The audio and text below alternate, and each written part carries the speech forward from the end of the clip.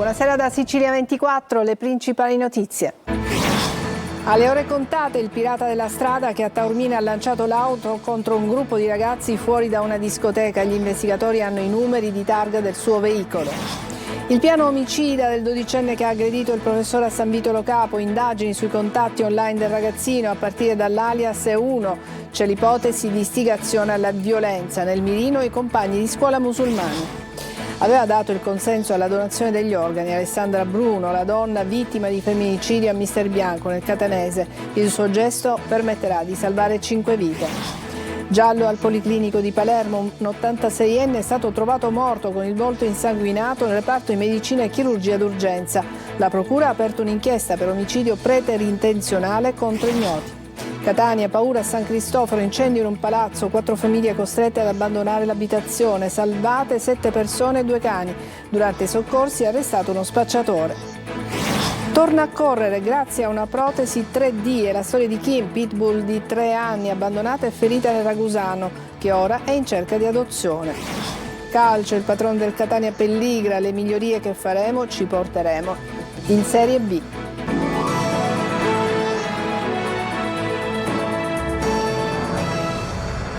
Bentrovati, si stringe il cerchio attorno al pirata della strada che ha tentato di travolgere i giovani a Taormina. Il sindaco De Luca, che ha sollevato il caso pubblicando sui social il video, ha inviato una nota alla Presidente del Consiglio Giorgia Meloni e al Ministro dell'Interno Matteo Piantedosi per sollevare un coordinamento più incisivo. Francesco Triolo.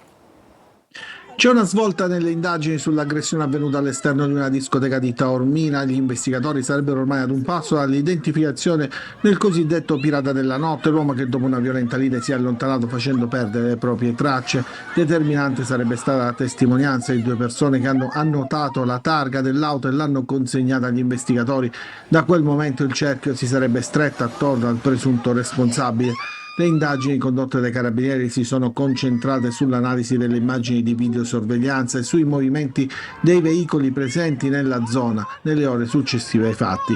L'episodio ha destato forte preoccupazione nella cittadina turistica, soprattutto per la dinamica e per le conseguenze riportate dalla vittima dell'aggressione, un sospetto trauma cranico per uno dei giovani soccorso in ospedale già dimesso. Gli investigatori mantengono il massimo riservo, ma secondo quanto trapela, gli elementi raccolti sarebbero ormai consistenti e potrebbero portare a breve a provvedimenti giudiziari. Per il sindaco di Taormina, Cateno De Luca, che ha sollevato il caso pubblicando sui suoi social il video, non può essere considerato un fatto isolato e ha inviato una nota alla Presidente del Consiglio Giorgia Meloni e al Ministro dell'Interno Matteo Piantedosi per sollecitare un coordinamento più incisivo. Sono scioccato.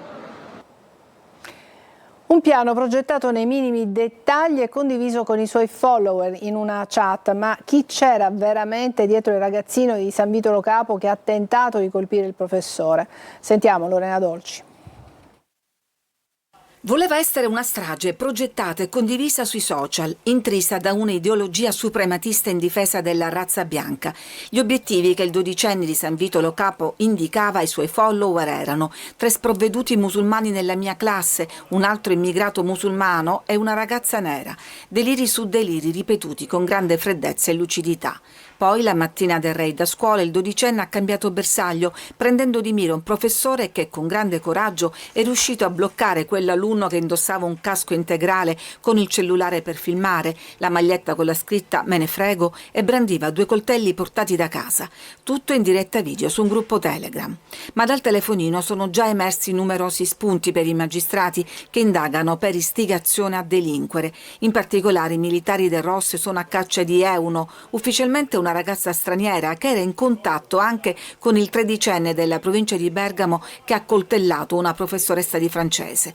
Ma è davvero una ragazza o dietro questo alias che ci riporta in Sicilia con il nome dello schiavo che capeggiò una rivolta contro i romani si nasconde qualcun altro, bravo a indottrinare i minorenni e spingerli alla violenza, ispirandoli con gli autori di stragi suprematiste.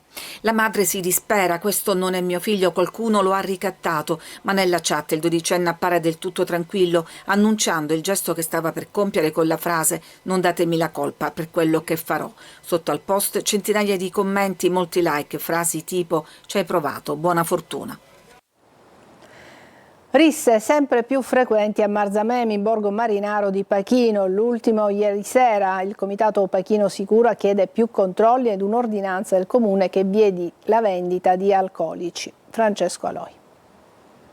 Chiediamo semplicemente un'ordinanza che vieti la somministrazione di bevande alcoliche e la sospensione di tutte le attività di musica. È la richiesta del comitato Pachino Sicura. A Marzamemi, borgata marinara di Pachino, le risse sono sempre più all'ordine del giorno, o meglio della notte. L'ultima rissa è stata ieri notte. Tra i tanti ragazzi che vengono qui per divertirsi il sabato sera o la domenica sera che sia, c'è magari il ragazzo, i ragazzi più spinti. Adesso non c'è confusione, è tutto tranquillo, ma qui la sera c'è il pienone. Soprattutto nella bella stagione si crea una grande discoteca sotto le stelle, unica nota stonata, le risse. Ormai è diventata una cosa insopportabile, anche perché sanno, ma nessuno fa niente. Quindi cerchiamo più sicurezza, cerchiamo più sicurezza da parte delle forze dell'ordine e cose, ma anche se ci danno questa sicurezza lo fanno lo stesso. Così chi viene qui per trascorrere qualche ora in allegria rischia di trovarsi in mezzo ad una lite più o meno animata. Ci sono anche delle attività commerciali che danno delle bevande alcoliche anche a ragazzini, anche a dei minorenni, quindi chiediamo a tutte le forze dell'ordine di controllare soprattutto le attività commerciali. Da un lato il comune, dall'altro le forze dell'ordine. Ognuno è chiamato a fare la propria parte per raggiungere un obiettivo, provare ad azzerare le risse per una Marzamemi più sicura.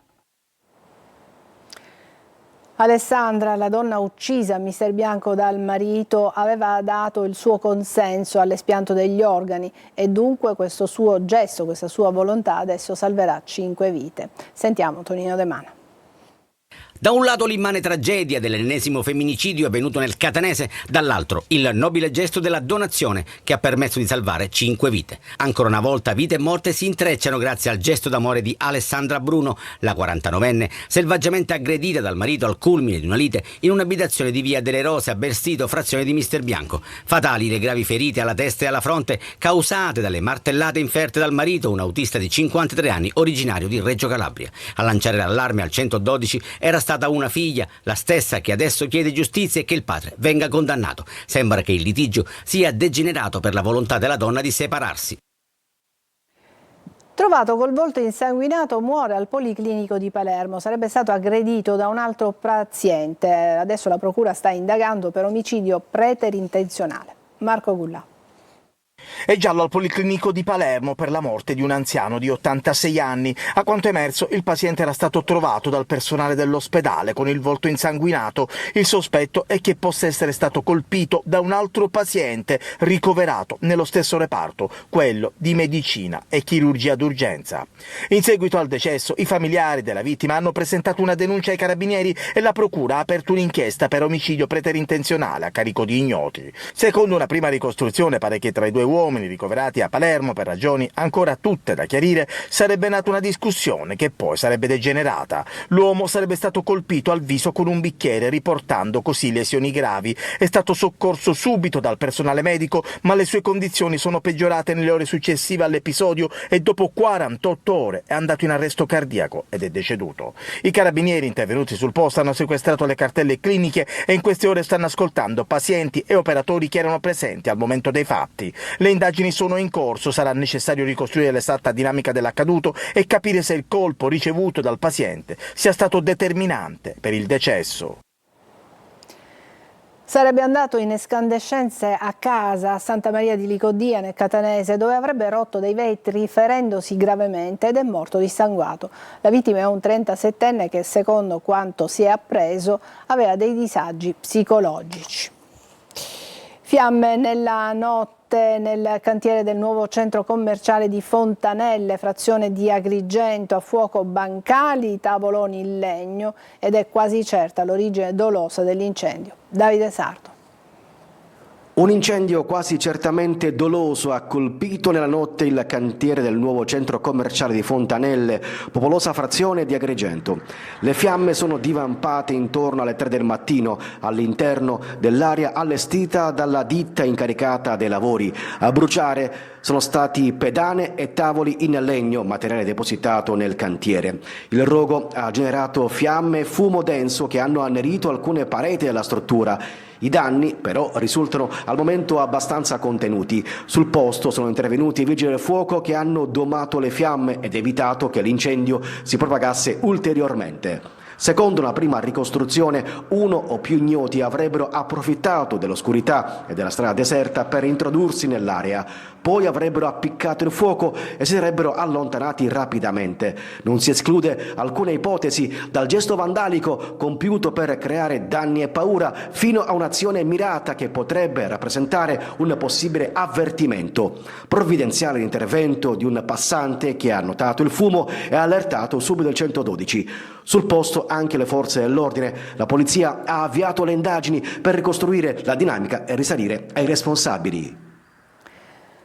Incendio in un palazzo di San Cristoforo a Catania. La polizia ha salvato 7 persone e anche alcuni animali domestici. Nel corso del delicato intervento gli agenti hanno sorpreso uno spacciatore che aveva gettato la droga dalla finestra e lo hanno arrestato. Tonino De Mana. 7 persone più alcuni animali domestici salvati dalle fiamme ed uno spacciatore arrestato. Un intervento nell'intervento è stato portato a termine dalla polizia di Catania in un palazzo di 3 piani in via della Concordia, nel rione di San Cristoforo. Le fiamme, probabilmente partite da un motorino che si trovava al piano terra, si sono subito propagate ai piani superiori dell'edificio. Provvidenziali le urla di un bambino che da balcone si agitava per chiedere aiuto. La scena e il fumo nero ha richiamato l'attenzione dei poliziotti che, in attesa dell'arrivo dei vigili del fuoco, nonostante l'aria irrespirabile, sono riusciti a salvare 4 famiglie, compresi 2 anziani, bambini piccoli ed una donna disabile. Nel corso dell'intervento gli agenti hanno salvato anche 2 cagnolini, visibilmente spaventati. Le fiamme sono state poi domate da 2 squadre dei vigili del fuoco. Da segnalare, durante le delicate operazioni di salvataggio, l'arresto di un pusher di 29 anni che aveva cercato di liberarsi della droga gettandola dalla finestra. Iniziativa non certo fortunata, visto che un altro poliziotto si è precipitato a recuperare la busta al cui interno c'erano quasi 100 grammi di marijuana. In casa del giovane i poliziotti hanno trovato altri 50 grammi di droga, un bilancino di precisione e materiale per il confezionamento. Sono iniziate le operazioni di smontaggio della gru e del furgone in via Ruggero Marturano, da cui sono caduti 2 operai morti lo scorso 10 aprile a Palermo mentre lavoravano sulla facciata del palazzo. Le operazioni consentiranno di smontare ogni pezzo, che sarà trasferito in un deposito per la custodia giudiziaria. Sono 4 gli indagati: il manovratore, il proprietario dell'appartamento e committente dei lavori, il titolare dell'impresa Ediltech Costruzioni e il noleggiatore del mezzo pesante. Si dovrà accertare se la causa della caduta che ha provocato la morte sia legato alla disattivazione dei sensori. Interrogatorio Fiume davanti al GIP di Caltanissetta per i vertici di impianti SRR e altri responsabili coinvolti nell'inchiesta della Direzione Distrettuale Antimafia sul presunto traffico illecito di rifiuti nella discarica Timpazzo di Gela. Tutti respingono le accuse. GR Italia. Quasi 9 ore di interrogatori per i principali indagati nell'inchiesta che scuote la gestione dei rifiuti nel territorio gelese. Davanti al GIP di Caltanissetta Graziella Luparello sono comparsi l'amministratore unico di impianti SRR Giovanna Picone e i tecnici Giuseppe Bellavia e Salvatore Parlatore, destinatari della richiesta di misure cautelari avanzate dalla Direzione Distrettuale Antimafia di Caltanissetta. Assistiti dai loro legali, gli indagati hanno respinto ogni contestazione. Al centro dell'inchiesta ci sarebbero presunti smaltimenti irregolari e un'ipotesi di traffico illecito di rifiuti legata alla gestione della discarica di Timpazzo. Secondo la difesa, però, le attività monitorate dagli investigatori non sarebbero state operazioni illegali, ma interventi autorizzati e conformi alle prescrizioni tecniche e ai controlli previsti dalla normativa. Stessa linea difensiva per gli altri 2 indagati, Salvatore Falduzza e Angelo Collodoro, che hanno negato qualsiasi irregolarità, depositando documentazione e atti ufficiali a sostegno delle proprie tesi. L'inchiesta nasce da una precedente attività investigativa coordinata dalla Procura di Gela e successivamente approfondita dalla DDA Sena, che ipotizza danni ambientali e gestione non conforme dei rifiuti. E mentre si attende la decisione del GIP sulle misure richieste, cresce la tensione anche sul fronte politico e amministrativo. Il sindaco di Gela Terenziano Di Stefano, dopo le indiscrezioni sulla richiesta di sequestro della società e sulla possibile nomina di un commissario, ha chiesto la convocazione urgente dell'assemblea dei sindaci della SRR, una vicenda che riaccende il dibattito sulla governance della società e sulla gestione del ciclo dei rifiuti sul territorio. Adesso una breve pausa, poi parleremo di ambiente, ma conosceremo anche la storia di un piccolo pitbull che adesso riesce a camminare e correre grazie a una protesi. A fra poco, dopo la pubblicità.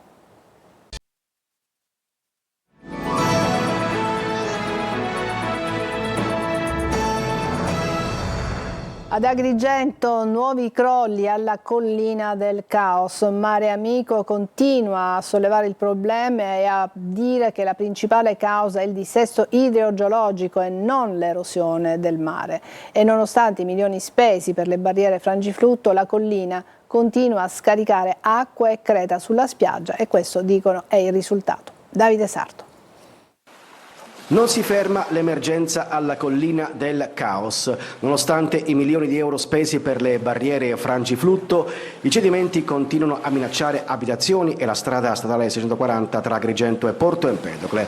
La situazione ambientalista Mare Amico torna a lanciare l'allarme e sostiene che le opere realizzate in mare non siano sufficienti a fermare il fenomeno. Secondo il coordinatore Claudio Lombardo, la causa principale dei continui crolli non sarebbe infatti l'erosione marina, ma il dissesto idrogeologico dovuto alla mancata reggimentazione delle acque a monte della collina. Una tesi che, secondo l'associazione, trova conferma nelle immagini più recenti. Nonostante la costruzione di diverse barriere frangiflutto per proteggere la base della falesia e allontanare il mare, i cedimenti continuano a verificarsi. Nel frattempo dalla collina continuano a scendere acqua e materiale argilloso che finiscono direttamente sulla spiaggia.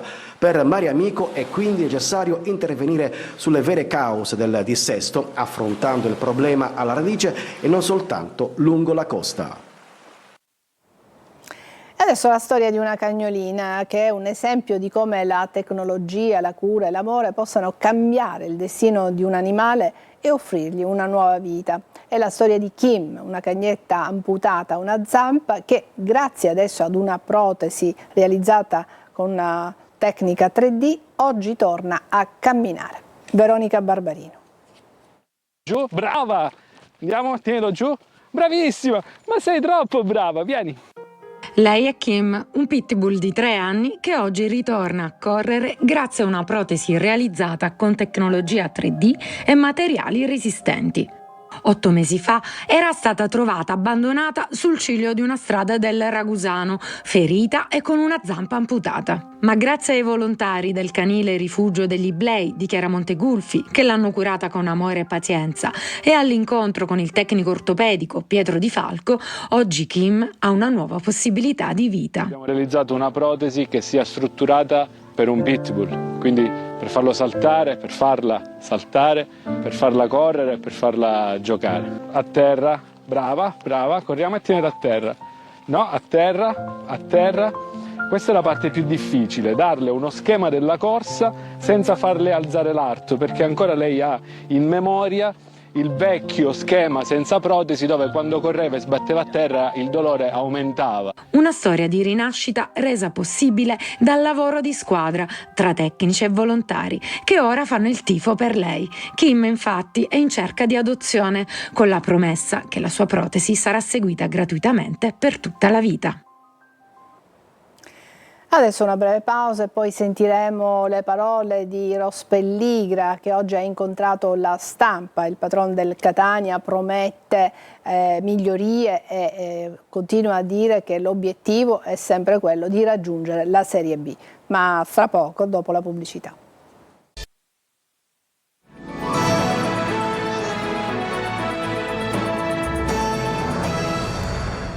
Ed eccoci al calcio. Nel pomeriggio Rosario Pelligra, il patron del Catania, ha incontrato La Stampa, ha risposto a diverse domande dei giornalisti. Sentiamo come ha risposto.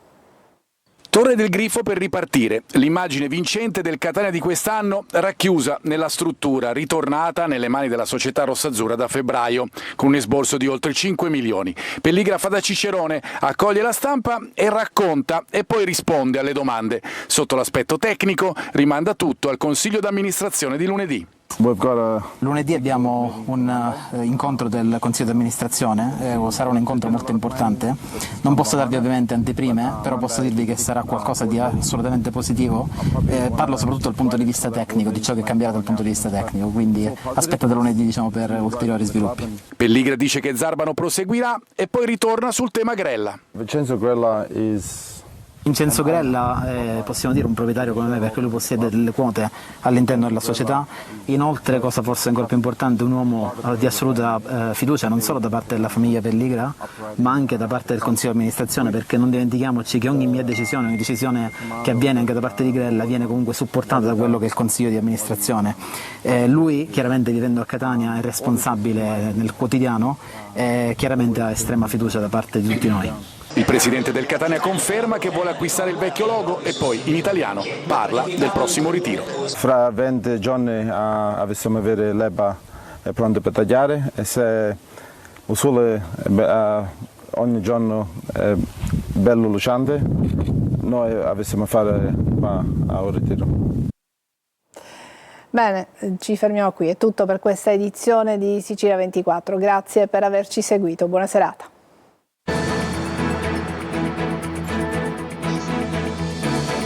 Entra nel mondo dell'informazione con l'app Sicilia Web. Resta sempre aggiornato con le news e le live in diretta.